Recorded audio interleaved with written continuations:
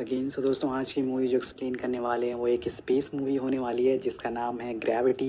इस कहानी में एक लड़की के बारे में बताया गया है जो कि अंतरिक्ष के सफ़र को पहली बार अनुभव करती है और पहले सफ़र में ही वो पूरे ब्रह्मांड में अकेले पड़ जाती है। तो चलिए मूवी की शुरुआत करते हैं। मूवी शुरुआत होती है और हमें नासा के एस्ट्रोनॉट दिखाए जाते हैं जो कि पिछले एक हफ्ते से पृथ्वी के बाहर अंतरिक्ष में एक सैटेलाइट होलोस्कोप में हार्डवेयर इंस्टॉल कर रहे हैं।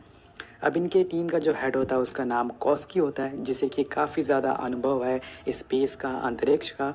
और दूसरी तरफ हम देखते हैं डॉक्टर स्टोन को जो कि अंतरिक्ष को पहली बार अनुभव कर रही हैं। लेकिन डॉक्टर स्टोन हार्डवेयर की स्पेशलिस्ट हैं, इसलिए उन्हें यहाँ सैटेलाइट को ठीक करने के लिए लाया गया है। इन सभी लोगों में कॉस्की काफ़ी मजाकिया किस्म का इंसान होता है। वो स्टोन के साथ काफ़ी फ्लर्टिंग करता है और दूसरी तरफ इन लोगों का एक और साथी जो कि अंतरिक्ष में अकेले काफ़ी मज़े कर रहा होता है और वो भी सैटेलाइट में काम कर रहा होता है।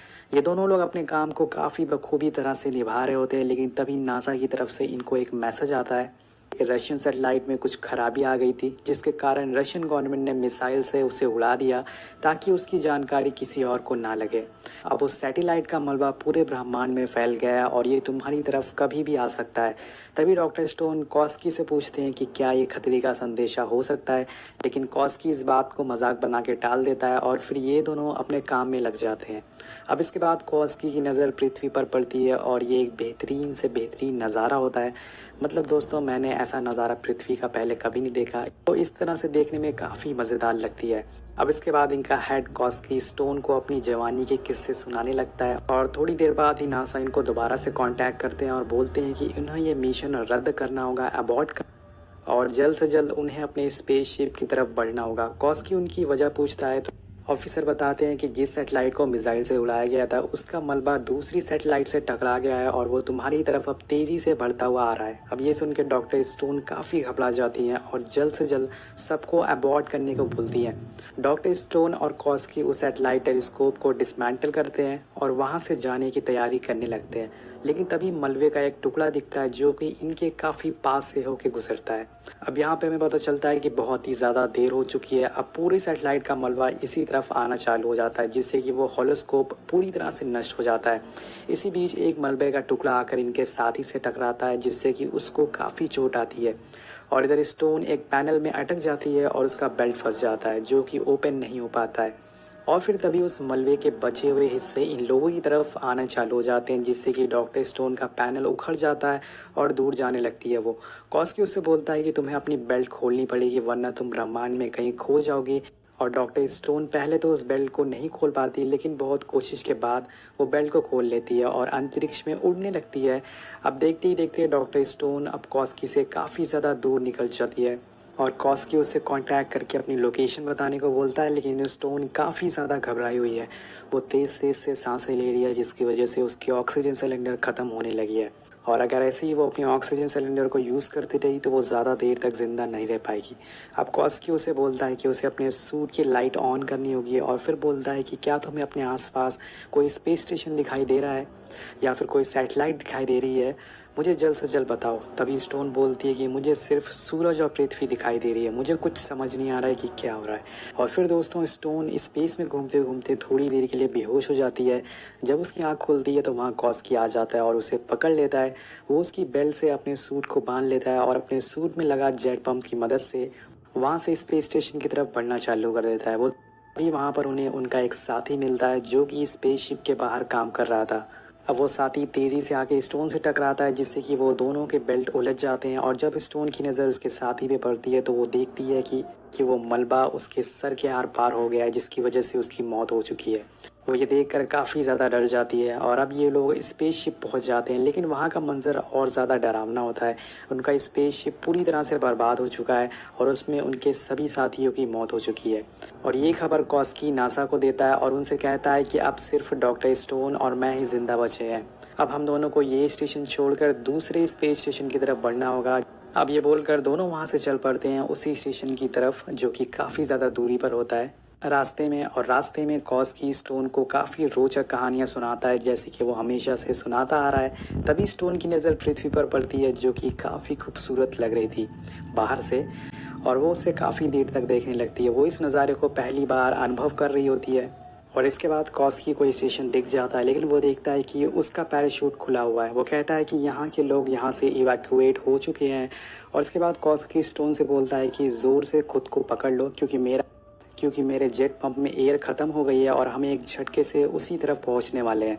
और फिर कॉस्की अपने सूट में बची हुई जितनी भी एयर होती है उन्हें एक साथ रिलीज़ कर देता है, जिससे कि ये दोनों वहां पहुंच जाते हैं। लेकिन ये लोग इतनी स्पीड में होते हैं कि इनका उस स्टेशन से काफ़ी भयंकर टकराव हो जाता है, जिसकी वजह से डॉक्टर स्टोन से कॉस्की दूर हो जाते हैं और इन दोनों जिस बेल्ट से बंधे हुए थे वो टूट जाता है। अब कॉस्की दूर जाने लगता है, बस स्टोन उसकी बेल्ट को पकड़ लेती है। और अब ये देखकर कॉस्की को पता होता है कि उसके बचने की कोई भी उम्मीद नहीं बची हुई है, क्योंकि बेल्ट बहुत ही ज़्यादा कमज़ोर है और जिस रस्सी से स्टोन के पैर फंसे हुए हैं वो छूटने वाली है। और जैसी अगर वो रस्सी छूट गई तो उसके साथ साथ स्टोन भी मारी जाएगी। वो स्टोन से बोलता है कि मुझे छोड़ दो, अब कुछ नहीं हो पाएगा, जाओ तुम स्टेशन पर चली जाओ, मुझे छोड़ दो। लेकिन स्टोन नहीं मानती है, वो बोलती है कि नहीं, मैं तुम्हें बचा लूँगी। और तभी कॉस्की अपने बेल्ट को खोल देता है और फिर वो स्टोन से दूर होने लगता है और देखते ही देखते वो बहुत दूर निकल जाता है, स्पेस में कहीं खो जाता है।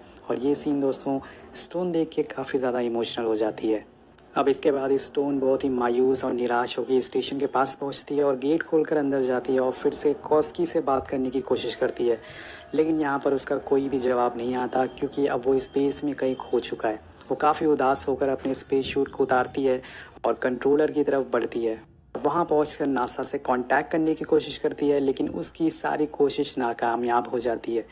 वो खिड़की से बाहर देख रही होती है कि उसके पास एक और मुसीबत आ जाती है। उसके स्टेशन के एक हिस्से में काफ़ी भयंकर आग लग जाती है, जो कि पूरी स्टेशन में फैलने वाली होती है। स्टोन एक गैस सिलेंडर से उसे बुझाने की कोशिश करती है, लेकिन वो नहीं बुझती। और तभी स्टोन उस हिस्से का गेट बंद कर देती है ताकि आग पूरी स्टेशन में ना फैले। वो एक किताब को पढ़ने लगती है, जिससे कि उसे पता लग सके कि एक हिस्से को स्पेस स्टेशन से कैसे अलग किया जा सके। और उसकी मदद से वो थोड़ी देर बाद उस हिस्से को अलग कर देती है जिसमें आग लगी थी। इसके बाद वो कोशिश करती है कि वो सैटेलाइट के ज़रिए उसकी मदद से पृथ्वी की तरफ कांटेक्ट कर सके और उनसे मदद मांग सके। वो ऐसा ही करती है, लेकिन उसकी मुसीबत अभी कम नहीं होती है। जैसे ही वो सैटेलाइट को वहाँ से निकालती है, वो एक पैराशूट से पूरी तरह से उलझ जाती है और वो बहुत कोशिश करती है पैराशूट को निकालने की, लेकिन वो ऐसा कर नहीं पाती है। और आखिर में गुस्से में आ जाती है और फैसला लेती है कि स्पेसशिप से बाहर जाकर उसे ठीक करेगी। वो बाहर जाती है और उसे ठीक करना चालू कर देती है, लेकिन तभी उसकी तरफ टूटी हुई सैटेलाइट का मलबा दोबारा से आना चालू हो जाता है। और फिर जिसकी उम्मीद नहीं होती वही होता है, पूरा मलबा स्पेस स्टेशन पर टकरा जाता है, जिससे कि सब कुछ तबाह होने लगता है। पूरा मलबा हर तरफ फैल जाता है और स्टोन बड़ी बहादुरी से अभी भी अपने स्टेशन से चिपकी हुई थी है।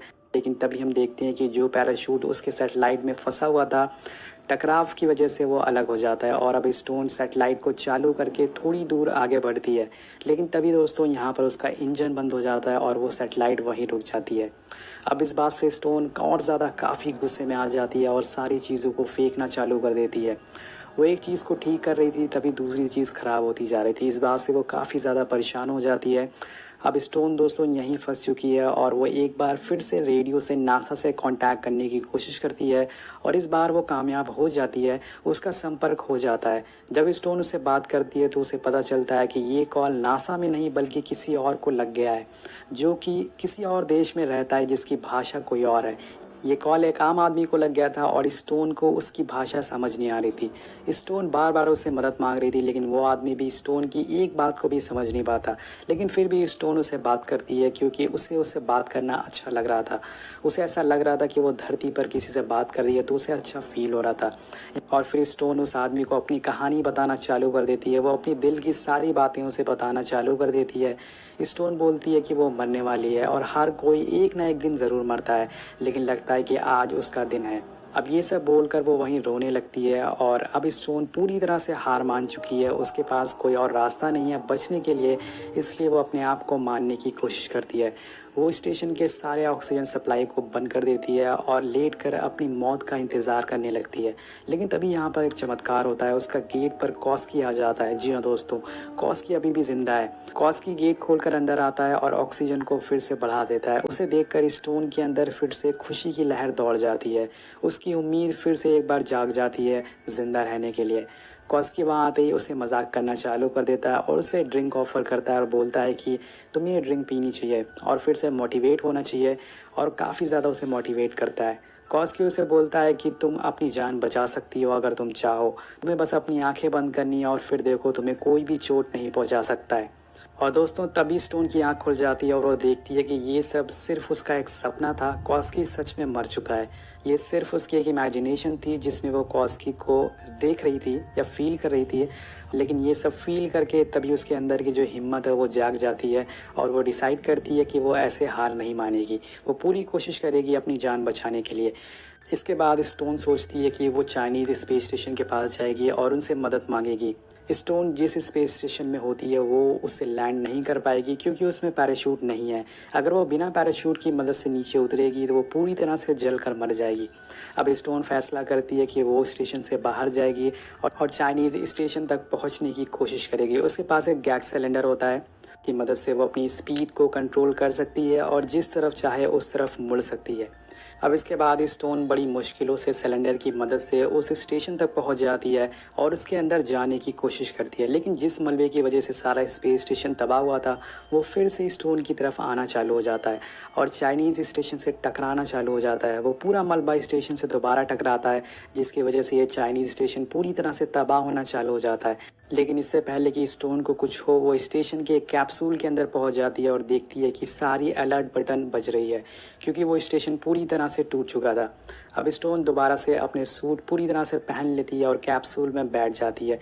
दोस्तों ये कैप्सूल हर स्पेस स्टेशन में होता है। अगर स्पेस स्टेशन में कुछ गड़बड़ी आ गई तो ये इमरजेंसी लैंडिंग के लिए होता है। अब पूरा स्टेशन जलते हुए पृथ्वी की तरफ बढ़ना चालू हो जाता है और हम देखते हैं कि पूरा स्टेशन बहुत तेज़ी से नीचे गिरता जा रहा है और तभी स्टोन का भी कैप्सूल अलग हो जाता है और स्टोन बोलती है कि अब सिर्फ दो चीज़ होने वाली है, या तो पैराशूट खुलेगा और मैं ज़िंदा नीचे पहुँच जाऊँगी और फिर पूरी दुनिया को मेरी कहानी पता चलेगी, या फिर 10 मिनट के अंदर मैं जल कर खाक हो जाऊँगी और मेरी मौत हो जाएगी।